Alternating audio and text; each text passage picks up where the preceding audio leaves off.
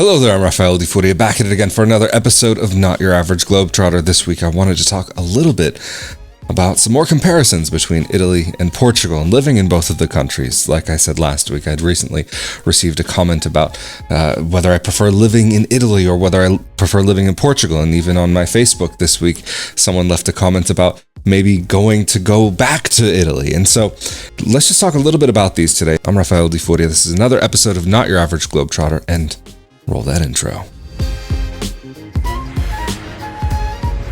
So I think it's important to consider when I'm talking about this topic, some of the factors surrounding why I actually decided to move to Portugal. And you can learn more about that in episode 220 of Not Your Average Globetrotter. As I've mentioned before, basically it comes down to family reasons. And it's not about, that I'm thinking I want to be here or I want to be there or this or that or the other. I'm not thinking about moving at this point in my life. After going on 16 years abroad, I can say I'm a bit burnt out on making big international moves. Not my favorite thing to do, but not that I'm saying I would never do it again. However, I think when specifically talking about Portugal and Italy, there are a lot of people who are now thinking about, is Portugal still worthwhile moving to? There are a lot of people who are thinking about if Portugal is the place to go because of the change in the golden visas and the NHR and all of these various factors. And I know a lot of the people who do end up thinking about Portugal are thinking about Italy as well, or have thought about Italy, or they were thinking about Italy and found out about Portugal. And so there's these various factors, and I think it's worthwhile making these comparisons because I can say I personally love both of the countries. I've enjoyed living in both of them, and currently I do live in Portugal. I can say for me, there are certain things about living in Portugal that are more in line with what I look for on a day-to-day basis. Because in Italy, there are things that are there that are wonderful as well, but I can say definitely the first thing for me is when it comes to some of the bureaucracy. Italy has a lot more bureaucracy that you kind of have to interact with in one way or another. And even when you're dealing with certain things like paying bills, I personally always found that a little bit more annoying to deal with in Italy because of the system that they come in through.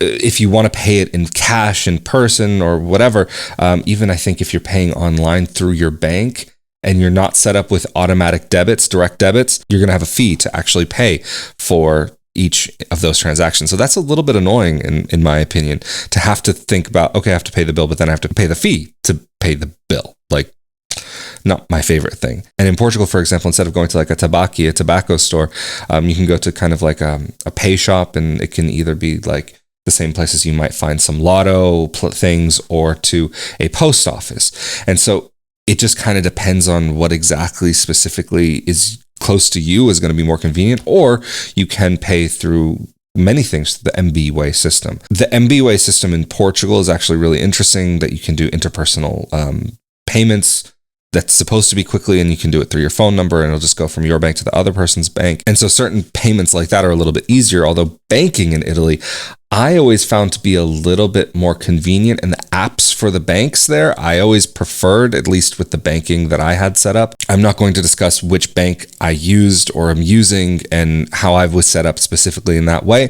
I'm just going to say, generally speaking, that I found it a little bit easier and more convenient in Italy. But the thing is, that's when talking about the apps. The apps aren't always available in English, and that's something that can be a big deal. Of course, if you're going to be living in a country, it's good to know the language. But if you are a native English speaker and you aren't so fluent in the language of the country where you are, or you do need that little bit of help along the way, this is something where I would say Portugal really does kind of shine for many people, in that you can find many phone services when dealing with companies or banks or different things that you may have to deal with throughout your time here in Portugal.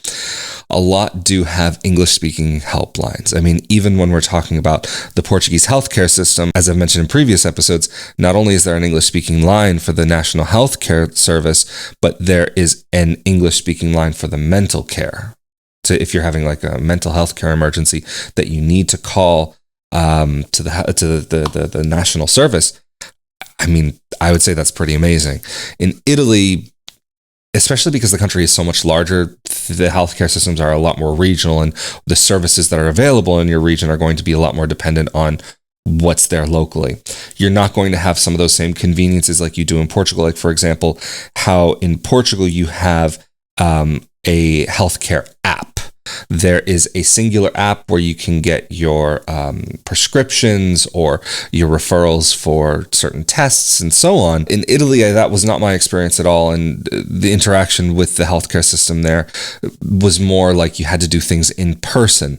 Whereas in Portugal, for example, if you need a prescription, there will be many times, if it's a reoccurring prescription, that you will get the prescription done automatically for you, sent to your phone via SMS, and then it will be available in the app, the national healthcare app.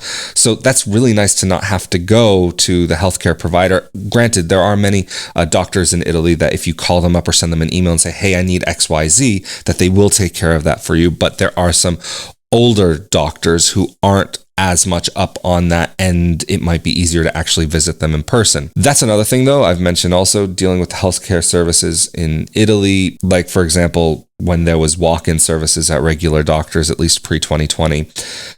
In Portugal, I finally have an update that now, for the appointment that was canceled for me from last year, I got an SMS that now my appointment is scheduled for May. So I would say, yeah, it's kind of a little frustrating that the doctor said, yeah, you need to go take this test and I need to see what's going on so that we can get things going on the right way. Not that there's anything so concerning or whatever, but they're like, just want to make sure like everything's all right. And I just would like to have these results sooner. And then all of a sudden, oh yeah, no, I'm going to see you in May. Don't worry.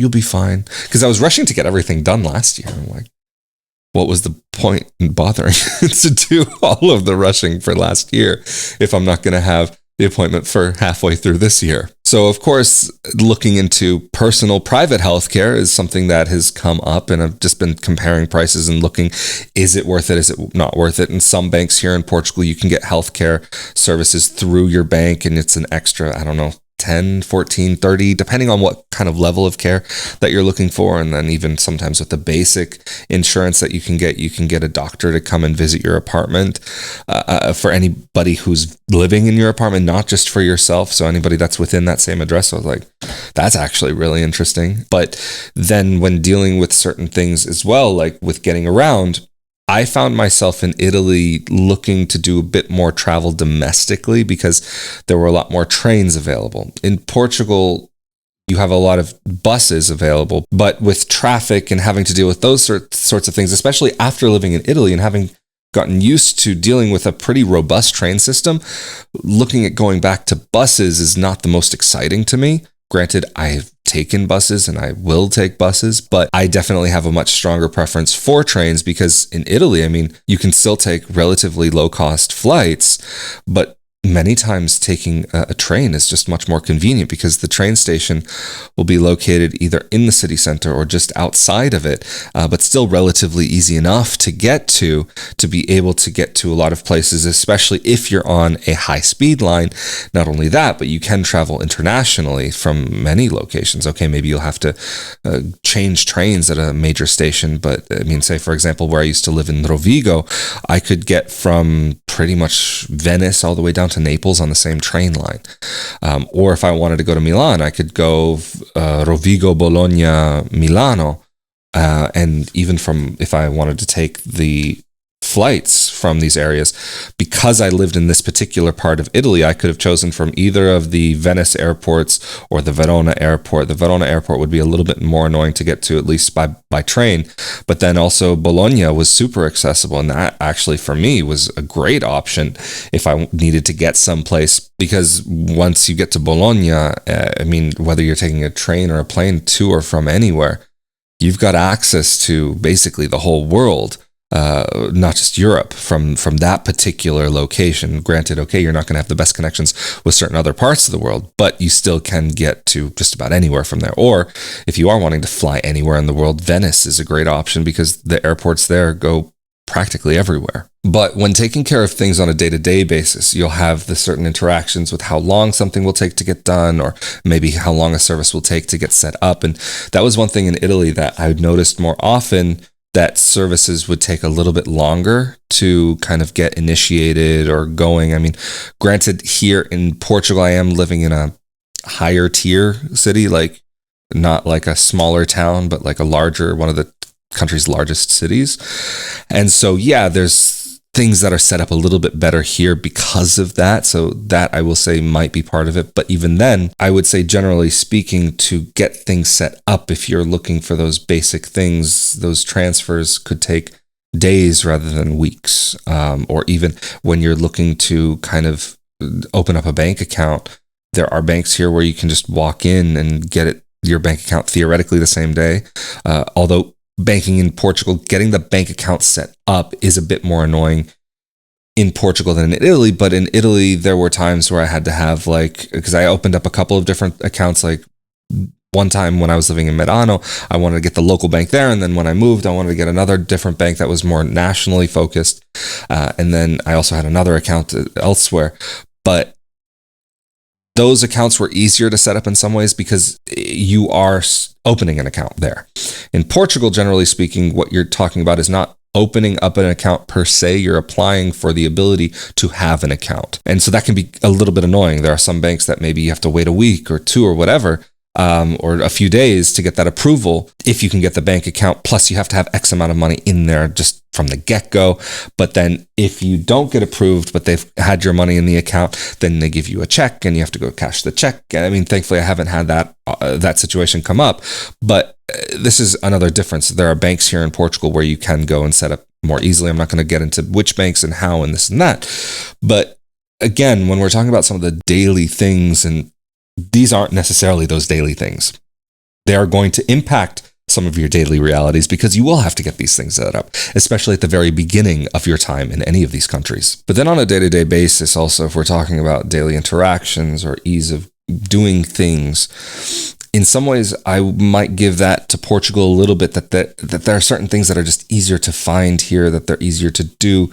But if you're living in a big Italian city, okay, maybe you're going to have some of those things that are going to be a little bit easier. Or, I mean, even doing online shopping here in Portugal, I would say is much less convenient than in Italy. Like in Italy, you have Amazon.it. There is no Amazon.pt.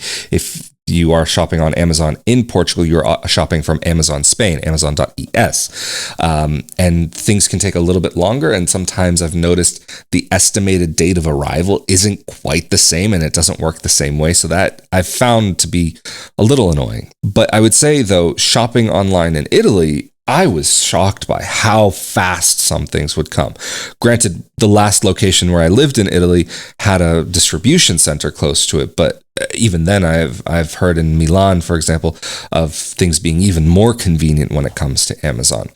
In comparison to living in the US, of course, it's not the same. The prices of things can be a bit more than what you might expect, and the selection of items could be less. So this is, again, something that I've talked about here on Not Your Average Globetrotter a bit, is that if you're shopping on Amazon in Europe, it is worthwhile comparing Amazon Germany to Amazon Spain to Amazon Italy. Amazon Netherlands, I don't really take into consideration because there's just so few things. Amazon France, my French isn't so great, so I don't consider that because they don't have the website available in English.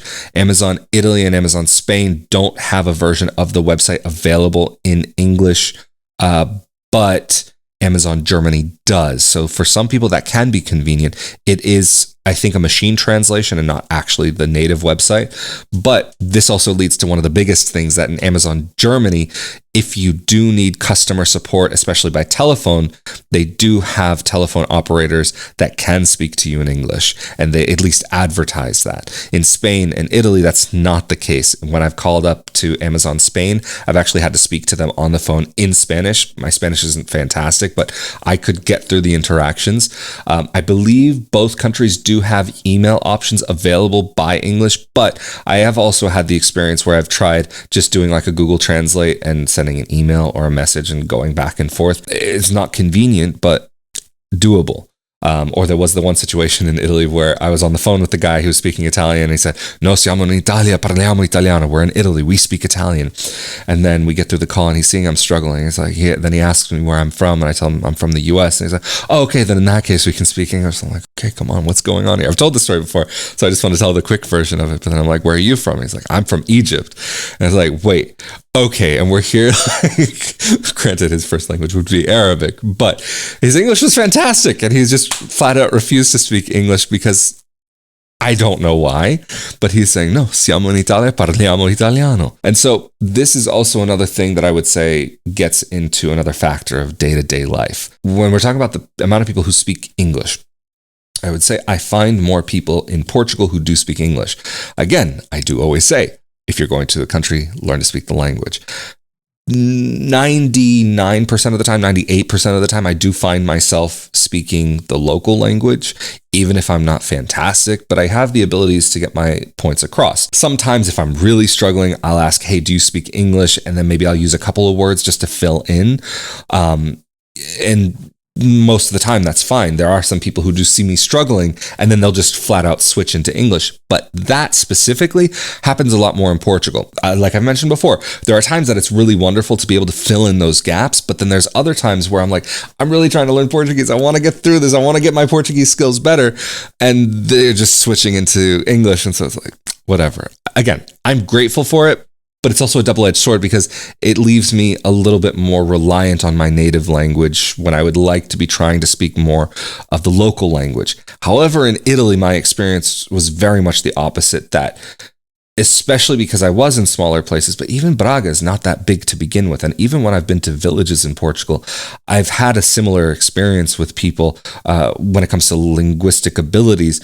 But I would say if we're going to start comparing like cities that are roughly on similar tiers as far as like how big they are within a country, first largest cities, second largest cities, third largest cities. That's what I'm talking about when I'm talking about tiers. I personally find that Portugal is a much more English-speaking friendly country, but it is not an English-speaking country. So don't move to Portugal thinking that I can come here and survive only speaking in English. Unless maybe you're in the Algarve, then maybe that's a different situation. But in the Algarve, maybe you can find places that even are friendly for Dutch speakers and German speakers. But for English speakers, especially if you're in like Portimão, Lagos, and towards Sagres, it's going to be much more English-speaking friendly. But overall, in Italy, you can find places where you will find people that speak English. It's not like this doesn't exist, but my personal experience was that there were fewer speakers of the language, or at the very least, fewer people who were willing to speak the language. In Italy, I was definitely forced more to use local languages. Like when I lived in Merano, learning German dialect and German, getting my German better was definitely a necessity there. Whereas when I was living in the Veneto, in Rovigo, having better Italian was more important there, although many people there spoke dialect, so the ability to improve my Italian also at times was a bit hindered. So even when people spoke in Italian, they often had a very thick local Venetian dialect accent. So am I going to say that learning the language is always going to be the thing that solves all the problems? No, but it will help you along the way because at least it can give you a base jumping point to start from. But when it comes to the question specifically, do I prefer living in Italy or do I prefer living in Portugal? I can't say there's one that I think is so much better than the other. I can say at this point in my life, Portugal is the easier option regarding that I'm here and I happen to enjoy certain things about the conveniences about life here and in some ways more convenient than in Italy. But at the same time, I'm an Italian citizen, so there are certain rights and guarantees that I have as an Italian citizen if I were to be living in Italy. So from that perspective, there are certain things that are much better for me to live in Italy than to live in Portugal. But because they're both in the European Union, many of these rights are kind of equalized in some ways. But for the time being, I'm still a non-citizen resident of Portugal. I'm not complaining about that, and I'm very grateful for that because I have this Italian citizenship, which is part of this greater European Union, which gives me this ability to remain here in Portugal and make a life here when I had other family members that were coming here that I could take care and keep an eye on and help them out and have that option. If it weren't for that option, I don't know if would that same option be available to me or not. That's something I haven't had to ask that question because it wasn't a question that was necessary for me to ask because I have the citizenship of another European country. So for people who are coming from outside of the European bloc, this is something that you have to ask yourself. Do you have the ability to get a certain European citizenship through your ancestry? This is something that I always talk about. And there are things that are going on that you never know. Are the doors going to be open permanently or are they not? So do you have that ability to look into your family line? And maybe if you're Polish, Italian, Irish, you're going to have a door that's a little bit more wide open than people from other certain parts of the union. I mean, especially if you're Italian or Polish. I mean, currently the ancestral lines can go back, as far as I understand, infinitely. With Polish, at least, if you can prove within certain dates and so on. But even with Italian, like, it's still a pretty open system. Of course, we don't know if the systems will always remain this way, but for the time being, if you have that legal ability, that definitely opens up your options. Because if you have to start applying for visas and this and that and the other, this can really make another big impact on what country you actually can go to based on what country you have the ability to go to. Because maybe the requirements in one country are going to be much higher or much lower, or maybe there's one aspect that's easier in one country or another aspect that's easier in another country. It depends on your personal situation. So for me, this is why I would say I don't say I prefer one or I prefer the other. There are aspects of one that I prefer and aspects of the other that I prefer. But I'm here, I'm in Portugal, and I'm enjoying every moment of it. So thank you so much for joining me for this episode of Not Your Average Globetrotter. And especially a thanks to those of you who helped to make these episodes possible through rafaeldifuria.com/support or rafaeldifuria.com/Patreon or patreon.com/rafaeldifuria, and the thanks button here on YouTube. And especially a huge thank you to those of you who take part in the episodes and comment on YouTube and share your thoughts or your responses to what I have to say. And of course, as well, a thanks to those of you who are subscribing and sharing these episodes with your friends. And I'm Rafael Di Furia. Thank you again for joining me for another episode of Not Your Average Globetrotter, and I will see you all next time. Later.